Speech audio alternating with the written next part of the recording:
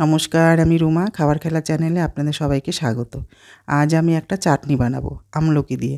তার জন্য আমলকি কেটে ধুয়ে নিয়েছি, রসুন, কাঁচা লঙ্কা, আদা আর সামান্য একটু ধনেপাতা সব একসঙ্গে মিক্সির বাটিতে পেস্ট করে নিব। এই চাটনিটা করতে কিন্তু খুব একটা বেশি উপকরণও লাগে না, আর খেতেও অসাধারণ টেস্টি হয়। যদি কারো খেতে ইচ্ছে না করলেও বা ভেতরে ভেতরে জ্বর হচ্ছে, তখন কিন্তু এরকম একটা চাটনি বানিয়ে নিলে বেশ ভালো লাগে, মুখের স্বাদও বাড়ে। এবার সব একসঙ্গে নিয়ে পেস্ট করে নিব। আর এই চাটনিটা করে কিন্তু ঘরে 2 দিন রাখাও যায়।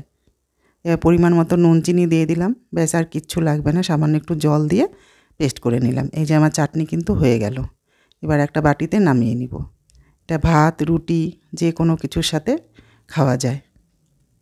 যদি আমার এই রেসিপিটা আপনাদের ভালো লাগে, লাইক কমেন্ট করবেন, পারলে একটা শেয়ার করে দিবেন। আপনারা আমার পাশে থাকবেন। আমার ভিডিওটা এখানে শেষ করলাম।